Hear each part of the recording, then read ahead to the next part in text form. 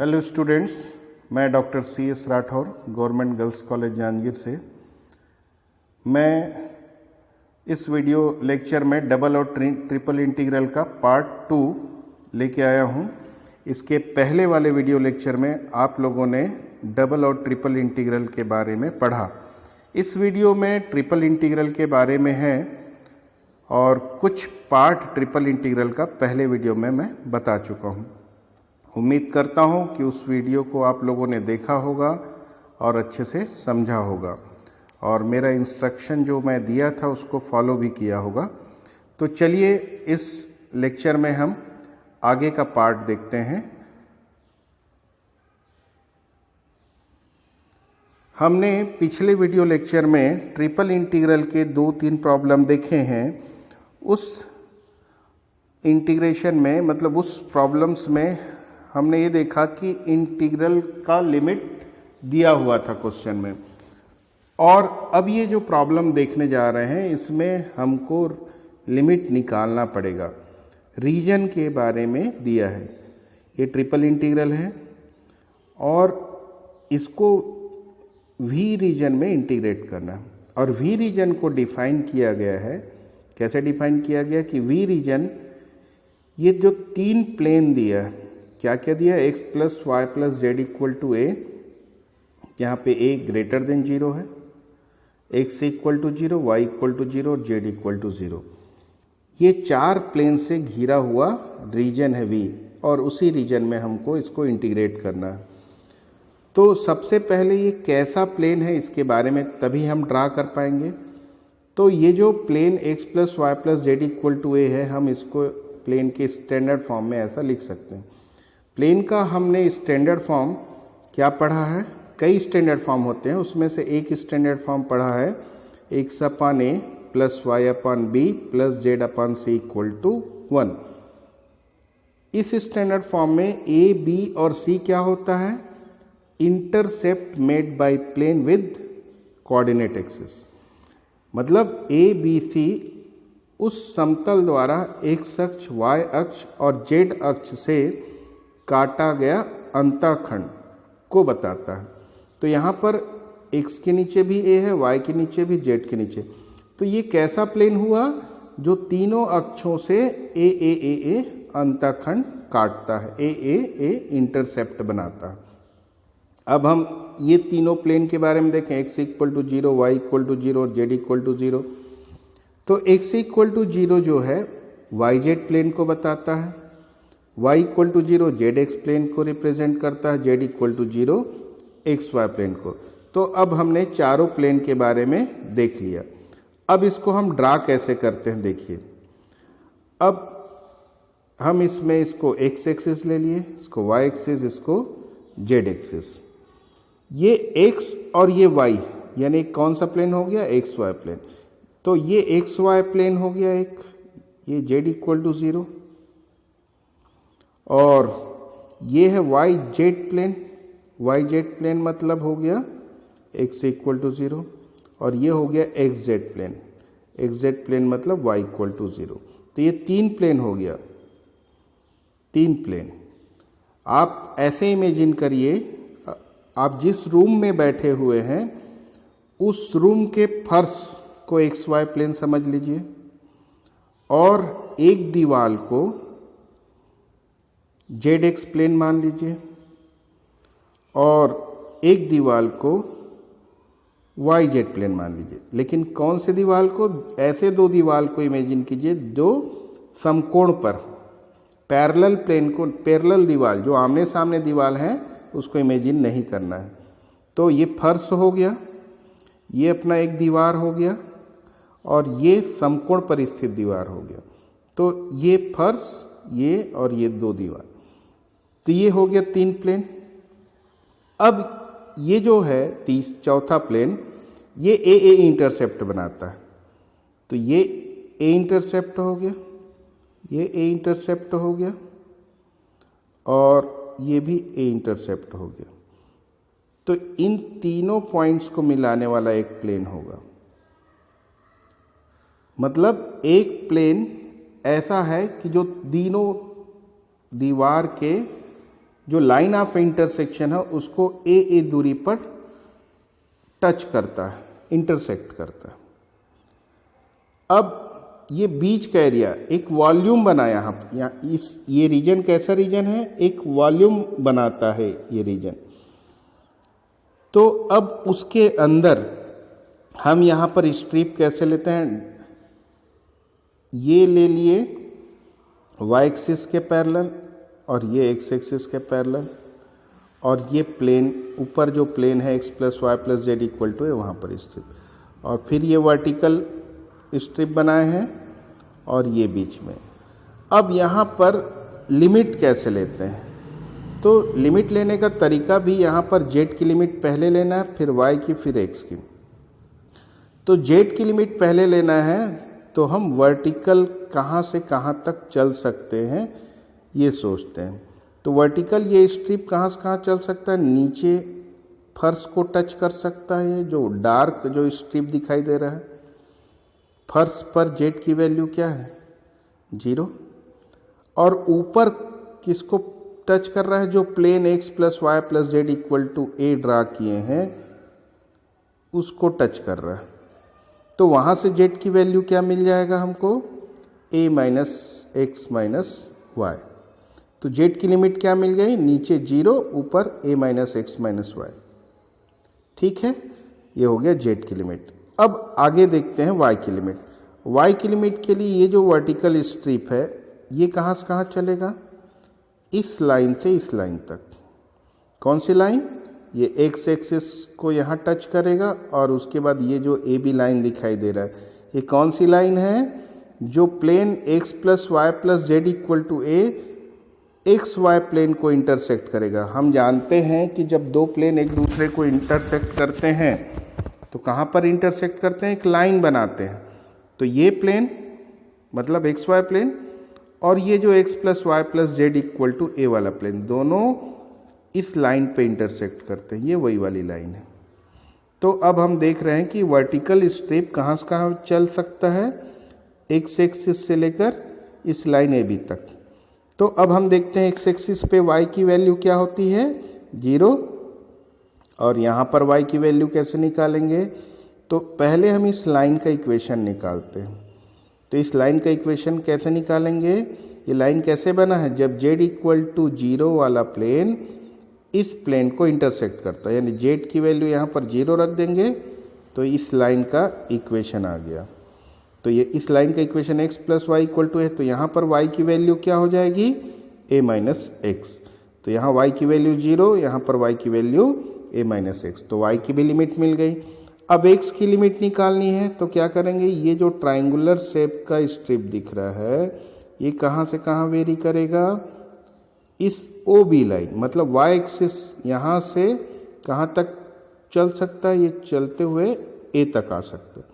यहाँ से चलना चालू करेगा तो कहाँ तक चल सकता है, a तक। तो यहाँ पर तो x की वैल्यू 0 है, यहाँ पर x की वैल्यू a होगी, क्योंकि ये अंतःखंड की लंबाई a है इसलिए x की लिमिट a होगी। तो हम तीनों ही लिमिट के बारे में अब देख चुके। देखिए लिमिट यहाँ पर z equal to 0 to z equal to a minus x minus y, y की limit 0 to a minus x और x की लिमिट 0 टू a, इसके बारे में हमने देख चुका। अब इस लिमिट को पुट कर देते हैं, जो इवेलुएट करना है integral x plus y plus z d x d y d z. अब लिमिट रख दिए, z पहले तो z की लिमिट, फिर y है तो y की लिमिट, फिर x है तो x की लिमिट। अब हम पहले z के रिस्पेक्ट में इंटीग्रेट करेंगे।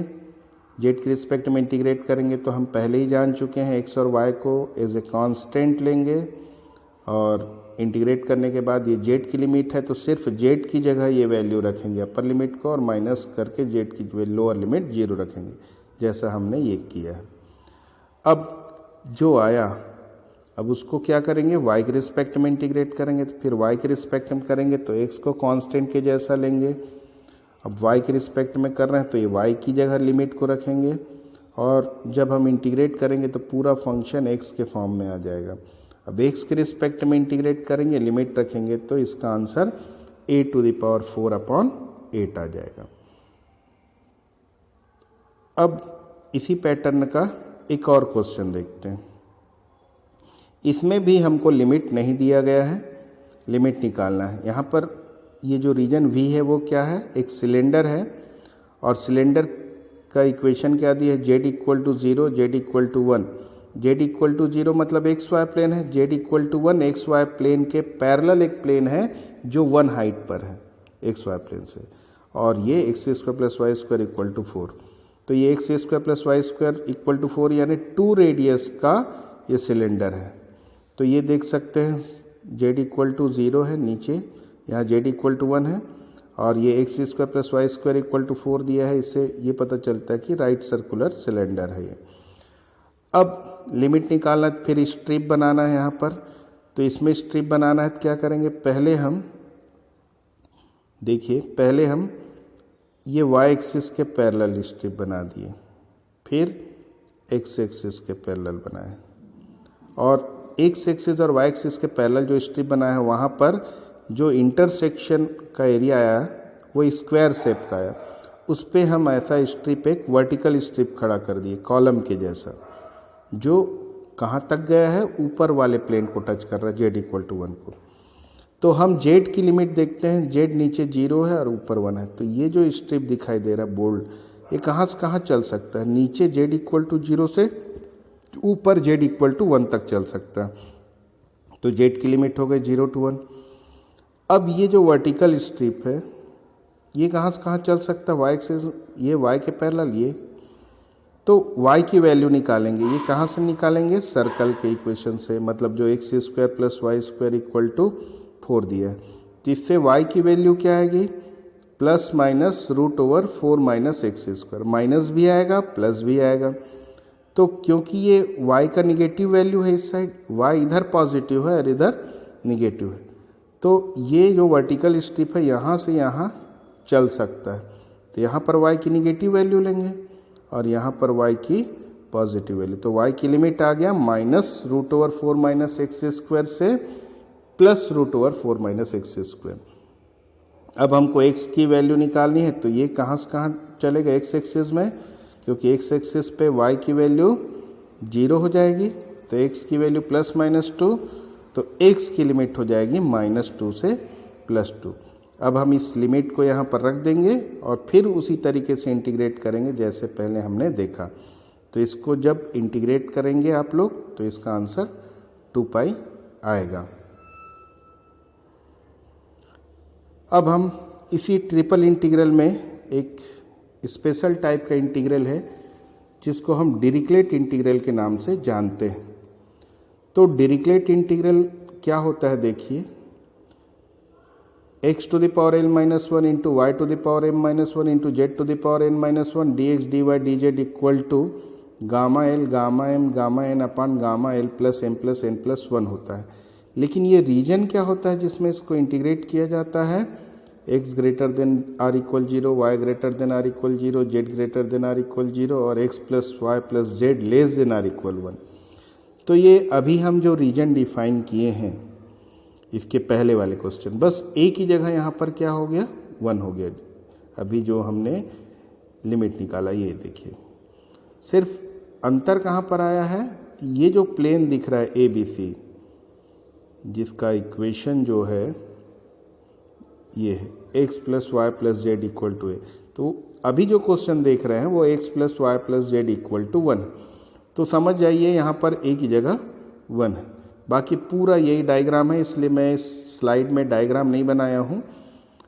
सेम लिमिट होगा ऐसे ही जैसे इसकी लिमिट है, z की limit z equal to 0 to यहाँ आ जाएगा 1 माइनस एक्स माइनस वाई, और यहाँ 1 माइनस एक्स और यहाँ 1, बाकी सब भी वैसे ही रहेगा। तो क्या आ जाएगा 0 to 1 minus x minus y. पहले हम इसको z के रिस्पेक्ट में इंटीग्रेट करेंगे, z के रिस्पेक्ट में इंटीग्रेट करेंगे तो क्या आ जाएगा z to the power n by n 0 to 1 minus x minus y. हाँ, तो यहाँ पे ये देखते हैं कि ये जो लिमिट है z की 0 to 1 minus x minus y और y की 0 टू 1 माइनस एक्स और x की 0 टू 1 है। अब हम इसको z के रिस्पेक्ट में पहले इंटीग्रेट करेंगे तो क्या आएगा, z to the power n by n, और z की limit 0 to 1 minus x minus y है, इसको पुट कर दिए तो ऐसा आ गया। अब y के रिस्पेक्ट में जब इंटीग्रेट करेंगे तो ये सब्स्टिट्यूशन थोड़ा ध्यान रखना है कि y की जगह 1 माइनस एक्स इंटू टी लेना है, क्योंकि y वेरिएबल है यानी x यहाँ पर कांस्टेंट के जैसा है, तो dy equal to 1 minus x d t. अब ये सब्स्टिट्यूशन लेने का रीजन क्या होगा, क्योंकि यहाँ 1 माइनस एक्स है, y को भी 1 माइनस एक्स के फॉर्म में ले लेंगे तो दोनों से 1 माइनस एक्स कॉमन आ जाएगा, इसलिए हमने ऐसा किया। अब ये सब्स्टिट्यूशन लेंगे तो लिमिट भी चेंज करना होगा, तो y की लोअर लिमिट 0 है, y की लोअर लिमिट 0 लेंगे तो t भी 0 आ जाएगा। y की अपर लिमिट 1 माइनस एक्स है, तो 1 माइनस एक्स से 1 माइनस एक्स डिवाइड होगा तो 1 आ जाएगा। तो इस प्रकार अब t की लिमिट 0 से 1 हो गया। तो i equal to 1 by n, ये जो z to the power n upon n का n बाहर निकला है वो 1 बाई एन है, x to the power l minus 1 है, और y की जगह, इस y की जगह क्या रख रहे हैं, 1 माइनस एक्स टी, तो 1 माइनस एक्स टी रख दिए, दोनों की पावर m माइनस 1 आ जाएगा, यहाँ भी y की जगह 1 माइनस एक्स टी रख दिए, और dt की जगह 1 minus x T D t. अब क्या होगा, यहाँ से 1 माइनस एक्स कॉमन आएगा तो पावर n के साथ बाहर आएगा, और ये जो 1 माइनस एक्स है उसको भी यहाँ लिख दिए, क्योंकि ये कांस्टेंट होगा, t के रिस्पेक्ट में कर रहे हैं। तो इस प्रकार हम देखते हैं कि इंटीग्रल के अंदर, और लिमिट भी 0 टू 1 हो गया, इंटीग्रल के अंदर ये t to the power m minus 1 बचेगा, और यहाँ 1 माइनस एक्स कॉमन निकालने के बाद 1 माइनस टी बचेगा पावर n, बाकी सारे x वाले फंक्शन बाहर आ गए। तो अब इसको भी सिंप्लीफाई करेंगे तो x to the power l minus 1, 1 minus x to the power m plus n minus 1 हो गया। अब इसको हम देखें, बीटा फंक्शन के डेफिनेशन में आया। बीटा का डेफिनेशन क्या है, हम पढ़ चुके हैं, 0 to 1 x to the power m minus 1 into 1 minus x to the power n minus 1, n minus 1 होता है तो बीटा m n लिखते हैं। तो यहाँ n की जगह n प्लस 1 है, तो इसको हम क्या लिख देंगे, बीटा m n प्लस 1, ये डिनोमिनेटर का n ही है। अब इसको भी हम देखिए बीटा के फॉर्म में आया है, x to the power l minus 1, 1 minus x, n की जगह ये आ गया m प्लस n प्लस 1, तो इसको हम क्या लिख सकते हैं, beta l m plus n plus 1, ये लिख दिए। और इसको लिख के हम बीटा और गामा में जो रिलेशन होता है, क्या रिलेशन होता है, बीटा एम एन यानी gamma n upon gamma m plus n, इसी रिलेशन को यहाँ अप्लाई किए। तो gamma n plus 1 upon gamma m plus n plus 1, यहाँ भी वही रिलेशन अप्लाई किए हैं, gamma m plus n plus 1 upon gamma l plus m plus n plus 1। अब ये दोनों कैंसिल हो जाएगा, और ये जो गामा एन प्लस 1 है उसको हम सिंप्लीफाई करें तो n बाहर आएगा, और n गामा के अंदर बच गया, n गामा n, इससे ये n और n कैंसिल हो गया, तो क्या बचा, gamma l gamma m gamma n और gamma l plus m plus n plus 1। तो ये जो प्रूफ करना था रिजल्ट, वो हमारा प्रूफ हो गया।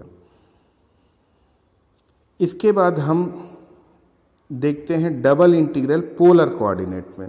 अभी जो पहले वीडियो लेक्चर में हमने देखा वो डबल इंटीग्रल देखा, लेकिन कार्टेशियन कोऑर्डिनेट्स में देखा था। अब हम देखते हैं पोलर कोऑर्डिनेट्स में। तो पोलर कोऑर्डिनेट्स का कुछ आइडिया आप लोगों को मैं बीटा और गामा फंक्शन को जब प्रूफ कर रहे थे कुछ रिजल्ट्स को, उस समय यूज़ हुआ था, कार्टेशियन को पोलर फॉर्म में चेंज करके इंटीग्रेट किए थे। तो वही चीज़ यहाँ पर हम पढ़ेंगे। तो देखते हैं, इसमें भी कुछ क्वेश्चंस डायरेक्ट लिमिट वाले रहेंगे और कुछ क्वेश्चंस लिमिट नहीं दिया रहेगा, उसकी जगह रीजन डिफाइन करके दिया रहेगा और उस रीजन से हमको लिमिट निकालना होगा। तो ये तो सिंपल टाइप के क्वेश्चन हैं, जैसे कार्टेशियन का था वैसे। देखते हैं पहले आर के रिस्पेक्ट में। आर की limit 0 to a cos theta है, तो इसको पहले इंटीग्रेट करेंगे तो आर स्क्वायर बाई 2, लिमिट रख दिए 0 to a cos theta, limit को पुट कर देंगे, ये आ जाएगा 1/2। अब थीटा के रिस्पेक्ट में आ गया यहाँ पर। अब हम यहाँ पर अपने अपने तरीके से इंटीग्रेट कर सकते हैं। मैं यहाँ पर अप्लाई किया हूँ जो हमने बीटा गामा में पढ़ा है। ये रिलेशन हम बीटा गामा फंक्शन वाले टॉपिक में पढ़े हैं। क्या रिलेशन होता है, 0 to π/2 sine to the power p theta into cos to the power q theta d theta equal to gamma p plus 1/2 into gamma q plus 1/2 upon 2 gamma p plus q plus 2/2। इसी formula को हम यहाँ लगाएंगे। तो यहाँ p की जगह 1 है, q की जगह 2 है, तो p और q की जगह 1 और 2 रख देंगे, क्योंकि लिमिट 0 से π/2 होना चाहिए और साइन कॉस वाला फंक्शन होना चाहिए जो है, यानी इसी फॉर्म में है, इसलिए हम इसको यहाँ अप्लाई किए। तो अप्लाई करने से ये आ जाएगा 1 + 1/2 2 + 1/2 अपॉन 2 गामा 1 + 2 + 2/2। अब ये पहला वाला गामा 1 आ गया, ये गामा 3/2 आएगा और गामा को कैसे सॉल्व करते हैं, 1 माइनस करके कॉमन निकालते हैं, वही बचता। तो 3/2 में 1 माइनस करेंगे तो 1/2 बचेगा, 1/2 कॉमन निकला और गामा के अंदर 1/2। ये 5/2 में भी वैसे करेंगे तो ये आएगा 3/2 1/2 गामा 1/2। अब ये दोनों कैंसिल हो गया और वह गामा 1 की वैल्यू 1 होती है और 3/2 को 2/3 लिखा और ये आ गया a²/6। ऐसे ही यहाँ पर दूसरा क्वेश्चन देखते हैं। तो मैं यहाँ पर सिर्फ एक ही क्वेश्चन बता रहा हूँ इस पैटर्न का जिसमें लिमिट दिया है, क्योंकि ये सेम कार्टेशियन फॉर्म के जैसा है। अब हम देखते हैं ऐसा क्वेश्चन जिसमें हमको लिमिट नहीं दिया है, रीजन दिया है। तो हमको इंटीग्रेट करना है किसको, r sin थीटा को। किस रीजन में इंटीग्रेट करना है, cardioid, हृदयाभ, r = a1 + cos theta. इसके बारे में आप लोगों ने कर्व ट्रेसिंग में पढ़ा होगा। r = a1 + cos थीटा, ये किसका इक्वेशन है, कार्डियाइड का, हृदयाभ बोलते हैं। लेकिन ये पूरा कार्डियाइड नहीं है, इसका रीजन यहाँ लिखा है अबो द इनिशियल लाइन। जो इनिशियल लाइन होता है, प्रारंभिक रेखा, उसके ऊपरी हिस्से में इसको इंटीग्रेट करना है। तो हम पहले इस कार्डियाइड को ट्रेस करेंगे। इसका ट्रेसिंग हम पहले भी पढ़ चुके हैं। ये हो गया कार्डियाइड, पूरा ऐसा होता है, नीचे साइड भी होता है, लेकिन मैं नीचे साइड इसलिए ड्रा नहीं किया क्योंकि हमको जो रीजन दिया गया है यहाँ पर अबो द इनिशियल लाइन दिया है, प्रारंभिक रेखा के ऊपर, इसलिए सिर्फ ऊपर का हिस्सा मैं बनाया हूँ यहाँ पे। अब पोलार फॉर्म में हम जानते हैं कि ये जो स्ट्रिप लेते हैं ना तो वर्टिकल लेते हैं ना ही हॉरिजॉन्टल लेते हैं। जैसा कि हमने देखा कार्टेशियन फॉर्म में स्ट्रिप को या तो वर्टिकल या हॉरिजॉन्टल लेते हैं, लेकिन पोलार फॉर्म में इस टाइप से लिया जाता है, रेडियली लिया जाता है, त्रिज्यी। जैसे हम गामा फंक्शन में गामा 1/2 = √π प्रूफ करते समय, बीटा गामा में रिलेशन के समय हम जब पोलार फॉर्म में चेंज किए थे कार्टेशियन को, तो लिमिट लिए थे, तब हम ऐसे किए थे। तो यहाँ पर रेडियली लिया जाता है। तो ये एंगल थीटा है, r डिस्टेंस पर एक छोटा सा स्ट्रिप ले लिए, ये स्मॉल एंगल डेल्टा थीटा, ये थीटा है तो डेल्टा थीटा ले लिए, तो इसका एरिया क्या हो जाएगा, r delta theta delta r, ये इस एरिया को रिप्रेजेंट करता है। अब ये कहाँ से कहाँ, अब ये हमको इंटीग्रेट करना था r sin थीटा को इस रीजन में, तो dA लिख दिए। अब dA माने स्मॉल एरिया यहाँ पर क्या है, r d थीटा dr, ये रख दिए dA की जगह। अब हम पहले लिमिट लिखेंगे r की, तो ये स्ट्रिप कहाँ से कहाँ वेरी करेगा, O से लेकर इस बाउंड्री तक जाएगा। O पोल है, पोल पर r की वैल्यू क्या होती है, 0, और ये इसको टच करेगा, तो यहाँ पर r की वैल्यू क्या है, a1 + cos थीटा। और फिर थीटा की लिमिट कहाँ से कहाँ तक होगी, ये जो रेडियली जो स्ट्रिप बनाए हैं वो कहाँ से कहाँ घूम सकता है, इस इनिशियल लाइन से यहाँ तक घूमेगा। तो यहाँ तक घूमेगा, तो यहाँ थीटा की वैल्यू पाई है और थीटा की वैल्यू 0, इसलिए थीटा की लिमिट 0 से पाई हो गया। अब आगे हम क्या करेंगे, पहले इसको r के रिस्पेक्ट में इंटीग्रेट करेंगे, जो आएगा उसको थीटा के रिस्पेक्ट में इंटीग्रेट करेंगे। ये हमने किया है, r के रिस्पेक्ट में इंटीग्रेट किए, r की लोअर और अपर लिमिट वैल्यू पुट किया और उसके बाद थीटा के फॉर्म में आ गया। अब थीटा के रिस्पेक्ट में इंटीग्रेट करते समय 1 + cos थीटा को हमने t मान लिया, इससे ये -sin theta d theta dt हो गया। और लिमिट भी चेंज करना होगा, थीटा की लोअर लिमिट 0 है तो t की लिमिट 2 हो जाएगी, अपर लिमिट पाई रखें, cos π -1 होता है, यानी t की लिमिट 0। तो I = ये टी के फॉर्म में आ गया। इसको इंटीग्रेट करके लिमिट पुट कर देंगे तो इसका आंसर आ जाता 4a³ 3।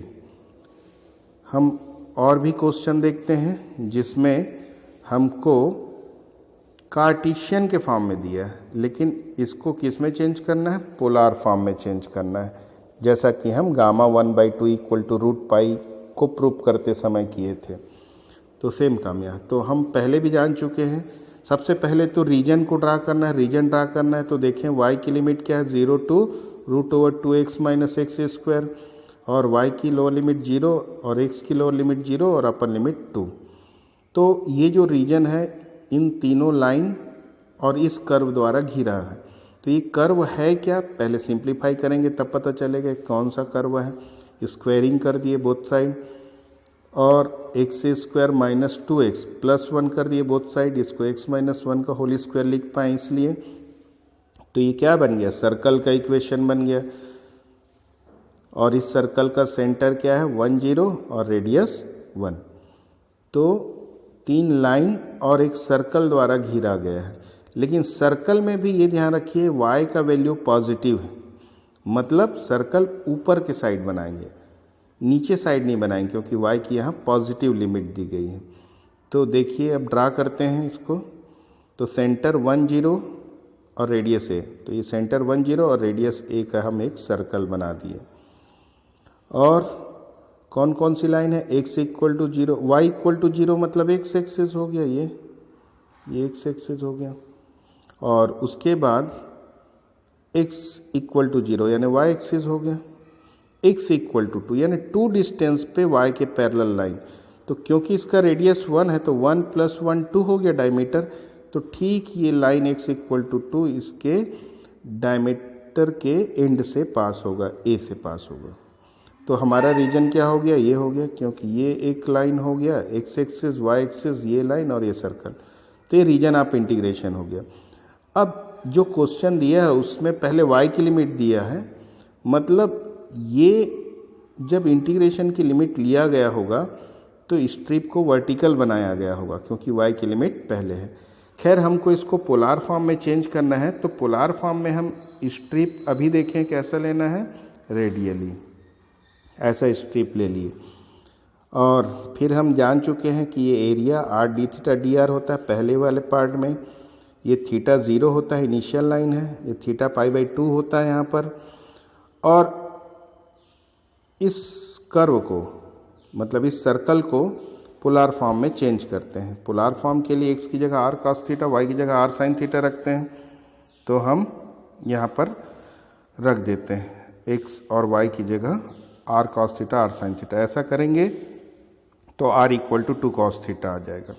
तो ये जो सर्कल का कार्टेशियन फॉर्म है, इसका ये पोलार फॉर्म हो गया r = 2 cos थीटा। तो यहाँ पे ये सर्कल बन गया r = 2 cos थीटा। अब आप लोग को लग रहा होगा थीटा 0 और π/2 कैसे आया, तो यहाँ पर स्ट्रेट लाइन दी है x = 0, x = 0 में r cos थीटा रखेंगे तो cos थीटा 0 तो थीटा π/2, y = 0 है एक बाउंड्री, r sin थीटा 0 रखेंगे तो थीटा की वैल्यू 0, इसलिए थीटा और 0 ये हो गया, थीटा 0 और π/2। अब हम इसको लिमिट निकाल लिए, r की लिमिट 0 to 2 cos थीटा, क्योंकि ये स्ट्रिप कहाँ से कहाँ, o से इस बाउंड्री तक जाएगा, o पर r की वैल्यू 0 और इस बाउंड्री पे r की वैल्यू 2 cos थीटा है। और ये कहाँ से कहाँ रोटेट करेगा, ये जो रेडियली स्ट्रिप बना है वो इस x एक्सिस से y एक्सिस तक रोटेट कर पाएगा। तो x एक्सिस पे थीटा 0, y एक्सिस पे थीटा π/2, तो थीटा की लिमिट 0 to π/2 है। अब इसको आप लोग सॉल्व करके देख लीजिएगा। पहले r के रिस्पेक्ट में इंटीग्रेट करेंगे, फिर जो आएगा उसको थीटा के रिस्पेक्ट में, तो इसका आंसर 4/3 आएगा। तो अब डबल ट्रिपल इंटीग्रल और डबल इंटीग्रल पोलार फॉर्म का और कार्टेशियन को पोलार फॉर्म में कैसे चेंज करते हैं, कार्टेशियन फॉर्म में जो इंटीग्रल दिया है उसको पोलार फॉर्म में कैसे चेंज करते हैं और कैसे इंटीग्रेट करते हैं, इसके बारे में हम देख चुके। अब आप लोग इसकी अच्छे से प्रैक्टिस कीजिए और अब change of order of integration आपको अगले वीडियो लेक्चर में दिया जाएगा। Thank you.